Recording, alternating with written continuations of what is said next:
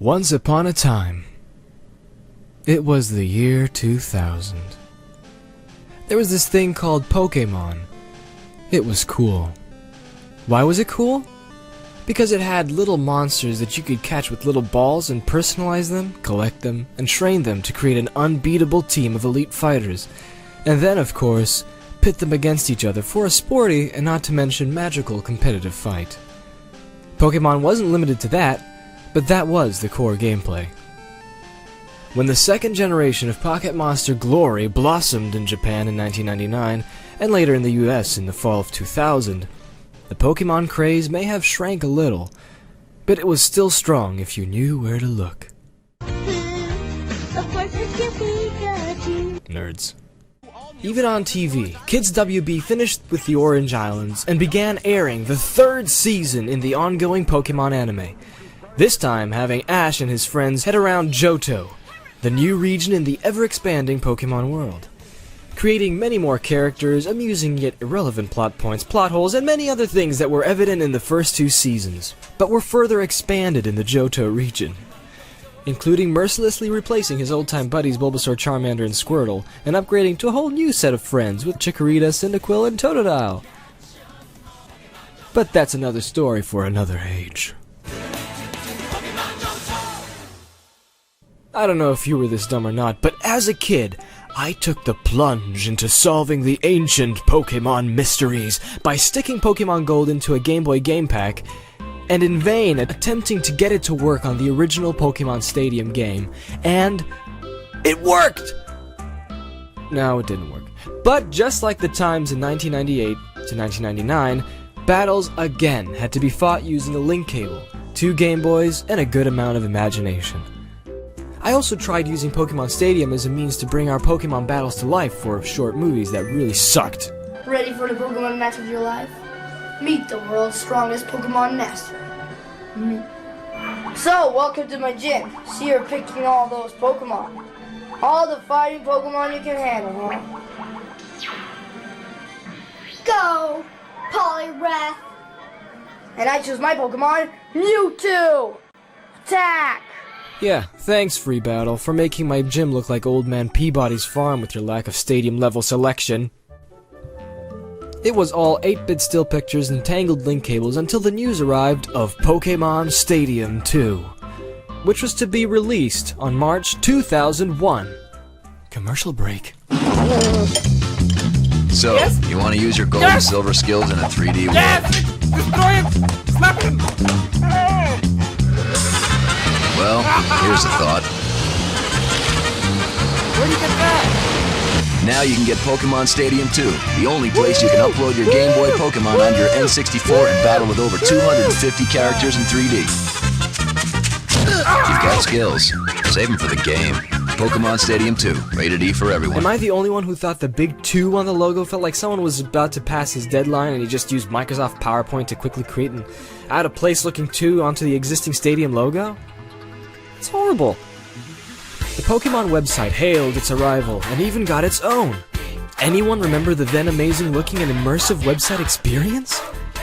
They really pushed that Red Gyarados in there, didn't they? There was also a Team of the Day, which you could check out some strategic team combinations to get some ideas on strategy and whatever like that. This never really happened in 2001, but I always thought it was a form of interactive internet statistics where kids informed Nintendo of their strategy team while the game logged the team's wins and stats.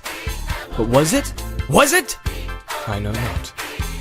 Just like Stadium 1, this was going to be the great arena to satisfy the goal of the core gameplay of the Pokemon series. It was the platform for the big leagues. Forget playing on a link cable with awful 2D graphics. Knowing how good Stadium 1 was to our battling needs, 2 would have to surpass it. And with that, it did. This game, as is rather normal for spin-offs, was developed not by Game Freak itself as much as HAL Labs. Yeah! The guys that made Super Smash Bros., the first Stadium, and Snap. So what happened in the early month of March 2001? Most of you rushed out into the wild weather, bugged your parents, and went out to buy the game. I just rented it, and only got it after an aggravating long wait when a relative got it for me for Christmas, and the mail was delayed for months. It was agony and torture for a 12-year-old. But lo and behold, eventually it arrived, and there was nothing to do but to rip it out of the box and bash it into the N64 and hit the on switch. Pokémon Stadium 2 opened with a much more chilled and laid-back intro, quite different from Stadium 1. And oh look, it's the new Pokémon. The main screen was shown, and the menu selection was similar to the first Stadium, but also more expanded. The basic theme of the menu was sort of meant to look as that of a sort of kind of carnival-y mood, you know? Which explains the new addition of a few personified touches with some humans being present, at least in 2D picture form, as you hit buttons and get to features in Stadium 2, like the Kimono Girls, for example.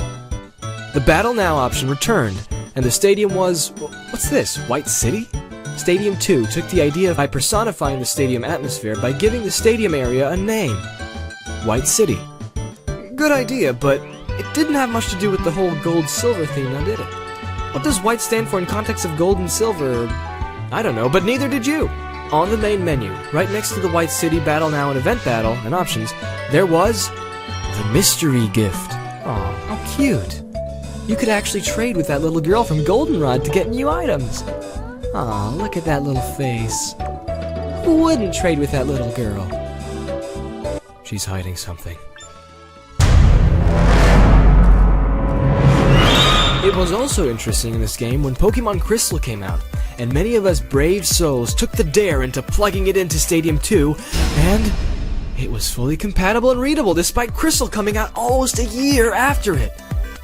Now that's just nothing short of magic, or just smart programming. The HUD on the older games felt alright at the time, but when 2 came out, the graphical style obviously leaned towards the Metal series, and did look much better and more refined. Not only were there graphical improvements with various attacks and effects, but the Pokeball animation differed.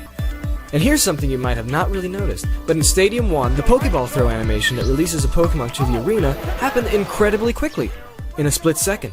Stadium 2, on the other hand, had this pretty but very time-consuming animation where you saw a close-up of the ball, and it slowly opens, and after a good 3 to 4 seconds releases the Pokemon. Sure, this sounds like a nitpick, but I always felt like these animations should be able to be switched off, or skippable, or even just be made to go faster. Double time! Hey look! The Gameboy Tower is back. How nice of them to add that again. It was really helpful for all our Pokemon catching and collecting needs during our stay at the Pokemon Stadium. You know, if someone wanted to trade or you needed to battle with specific level Pokemon, the Gameboy Tower was there for you to fulfill that requirement. Very tactical and just so nice of them. Of course, there was a Doduo and Dodrio speeds and all that good stuff. As usual, White City wasn't added to the Pokemon geography and has since been forgotten. Yep, way to be creative. But within this White City was the stadium, the Gym Leader Castle, Oaks Lab, the Free Battle, minigames, and Gameboy Tower, which were all present in the old game. But what's this? Pokemon Academy? My Room?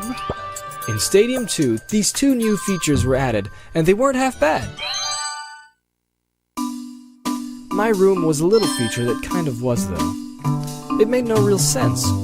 However, it did whet the appetite of many children that want to play a true 3D polygonal Pokemon game. My Room enabled, connected with a gold-silver cartridge using the game pack from Stadium 1, you to look at your own room, which in the Game Boy games were averagely customizable with giant dolls, small dolls, plants, bed sheets, and carpets, and trophies and stuff, to be seen in N64 3D graphics.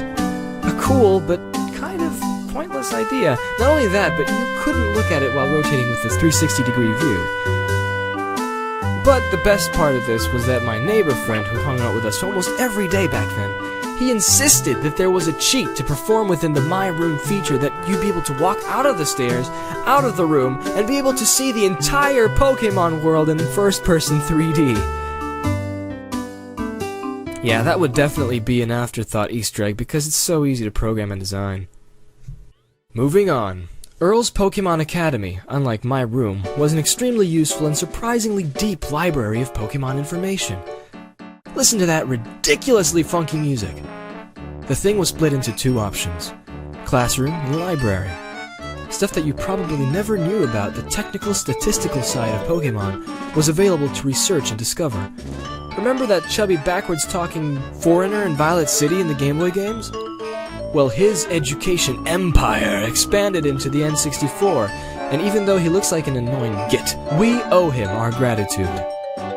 Earls Pokemon Academy came complete with ridiculously difficult quizzes, lists, stats, graphs, and even lectures.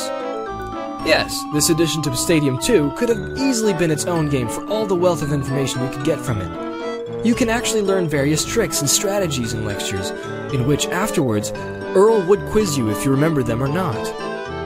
As if that wasn't enough, there were test battles you could take, just like what we saw in the Pokemon anime from time to time. That's true. With other students at the Academy to practice on advanced strategic knowledge. The Academy also sported the ridiculously detailed library, where you could read about just about anything and everything you need to know, and not know, from the game. Items lists and descriptions, Pokemon, moves, type matchups, even controls and egg groups for breeding. Items had descriptions, and sometimes the library was split between the colors and metal games. Pokemon stats could be looked at in major detail without paying for one of those lovely strategy guides. At least until the Pokemon site of Smogon came out, and of course the internet. And give you tips on what cartridge you could find them in, and shows its moves, evolutions, and what it was weak and strong against. This was quite the encyclopedic and useful addition to the Stadium games, for sure. It was a goldmine of information, and Earl is our friend. He really is.